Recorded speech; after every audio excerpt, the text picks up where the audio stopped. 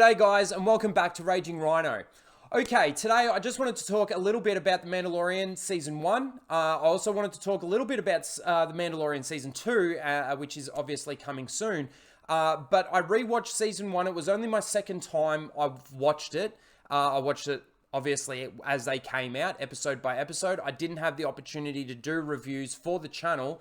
So I thought I'd rewatch the whole thing and give just a season 1 review, get my thoughts out there, especially before season 2 comes out. So here we go. Okay, so let's get straight into it. The things that I liked out of it was the world. It definitely felt like the universe of Star Wars. It felt big, different planets that we're going to, different characters that we're meeting. It was quite good. The action in it, the choreography of the action was very, very good, very entertaining throughout all of those scenes. There were a couple of moments where it's kind of like, oh, okay. For example, the fight with the Jawas in episode 2, and how he falls off the thing. I don't know. I would personally think he'd have a broken back, but anyway, that's here nor there. It's a minor nitpick, I would say, but it was, again, very, very good. The action was quite good. But here's the thing, right? I watched season 1 episode by episode as they were coming out. I liked it. I actually really enjoyed it. Then the more I started thinking about it, the more I started talking to a few people about it and having these conversations that we have within the fandom, I started to see a few problems with it. Now, I think in my head, I may have overblown those problems because of what the sequel trilogy did to Star Wars. So I started thinking it was probably a little bit worse than it was. On this second watch through, it was entertaining, it was still good, but it was a little bit boring, and it's definitely not as bad as I thought it was, but it's still not great. So they're probably the main things that I actually liked. The action was really good. The world seemed really good. It felt lived in. It felt some of the characters, which we'll get into. Actually, no, I'll get into that now. The Nick Nolte character, the I Have Spoken guy, he was really good. It's a bit of a shame that he died. Spoilers. It's a bit of a shame that he died at the end of the season. But we do have a few other characters to look forward to. So, seeing where they sort of go. Now, my favorite episodes out of it were definitely episode 1 and episode 6. Now, the reason why those two for me were my favorites is because they were more geared towards what the show was set out to be. So, what I mean by that is, when we heard about this series coming, The Mandalorian, we were told that it was going to be revolved around bounty hunting, the underworld, 5 years after, so there may be a little bit of chaos, a bit of the remnants from the Empire, and of course the New Republic building. That might play a little bit of a factor, of course, because they're out in the world, in the universe. So that's what I thought that it was going to be. Now, episode 1 basically was getting that first bounty back. It introduced the characters well. And then he went off on this other bounty to get the Baby Yoda species. And that's where the series sort of starts to take a downfall, I think. Not massively, but again, everything revolved around the Baby Yoda. That's why episode 1 was so good. The reason why episode 6 was so good was because, again, same sort of thing. It revolved around essentially going off and getting a bounty. He needed to get paid. He needed some money to continue hiding, I suppose. And that's what this was. It was just essentially, the whole hiding, going off with the child. And it started with the first 3 episodes. Of course, he gets the child. That action scene at the end of episode 3, very good as well. The one where all the Mandalorians come out, fantastic. Loved it. Okay, now let's get into some of the things that I didn't like. There's a few law-breaking things within this, and I think we've all talked about it a fair bit. And that's the tracking fobs and Baby Yoda's Force abilities. Now, let's start with the tracking fobs. They break law on so many levels. What I wanted to see out of this series was of course, the Mandalorian using his skills to track down bounties. Now, when you think about different bounty hunters and how they track down their bounties and how they would hunt their prey, they would all use different strategies. Now, for me, the tracking fobs takes that completely out of the picture. You essentially, you get the tracking fob, you follow it until you hit your target. Where's the investigation? Where's the, have you seen going into a bar and asking if you've seen this person or, where is any of that? Of course, they've all got their different fighting strategies and things like that as well.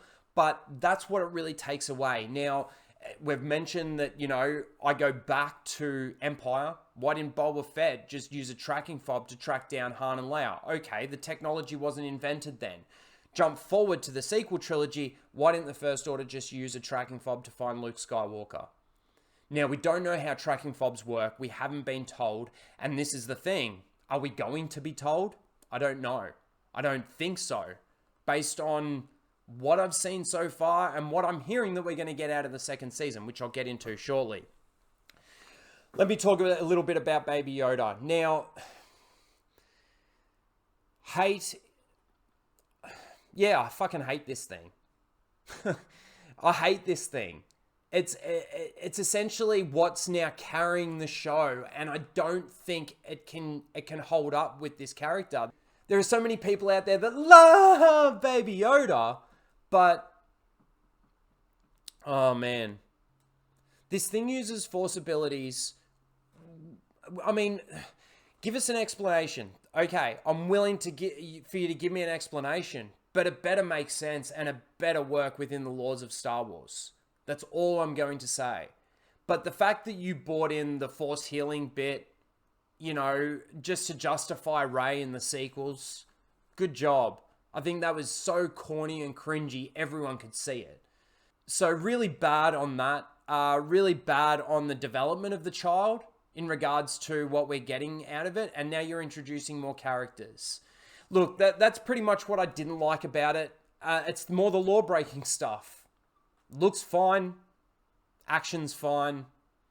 Story's not great. It's pretty soft, to be honest. Bringing in the Darksaber at the end, I don't know. I'm a Clone Wars fan. I love the idea of the Darksaber. But now you're just bringing shit in just to, I don't know, try and save Star Wars. It's unsavable as long as you keep the sequels in place. Anyway, they're pretty much the things that I hated about it. Let me talk about what I think Season 2 is going to bring, and I'll wrap this video up. So, Season 2, we're going to have Ahsoka coming in, we're going to have Rex coming in, we're going to have Boba Fett coming in. Well, we don't know if we're going to have Rex, but there's probably a good chance that we'll see him. We're going to have Sabine probably come in. Who knows who else we're going to see? Why not throw Ezra and Thrawn in there and then make a mystery out of what happened in that 5 years they've already been found? Like, it's just so, you've got so much already to answer. You've got so much story there already to go. And you're introducing now characters that people are going to have a lot of questions in regards to why are they here? What are they doing? Yes, they might be a one episode cameo here or there, but, I don't know. Give us some development of these characters. Tell me how Baby Yoda can use these Force abilities. Tell me how tracking fobs work. Give me an episode that somehow feeds in and explains that. If you give me that, great. And as long as it makes sense within the laws of Star Wars, I don't see how you can do it. Because some of the greatest minds of Star Wars on YouTube can't figure it out, how it could work within the laws. So, we'll see. I personally, and I've said this on a few live streams, I personally think that Ahsoka's going to come in and take Baby Yoda out. And then, of course, we're going to have Boba Fett come in and he might be a bigger part and then try and get Baby Yoda out so they can have the Ahsoka Baby Yoda series over here. Right?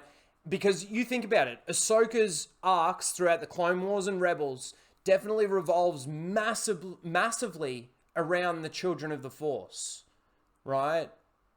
Future Jedi. So I feel that it's a good way to get the Baby Yoda out. but then they're going to make their series out of it. And I feel like they're making Ahsoka way too important.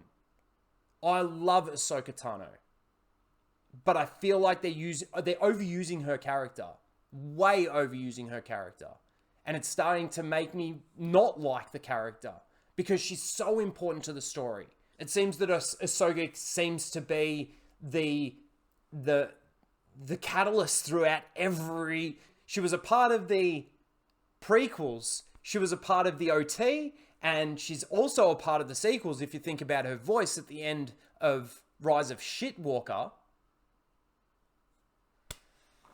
I don't know. Anyway, look, that's my thoughts on it. It's not as bad as what I've been saying after my first watch through, but through the second, it's not as bad, but it's still not great. Let's see what season 2 brings. Let me know what you think. Did you enjoy season 1? What was your favorite episodes? Let me know in the comments below. What do you think and expect for season 2? Please let me know in the comments below, and we'll see you in the next one.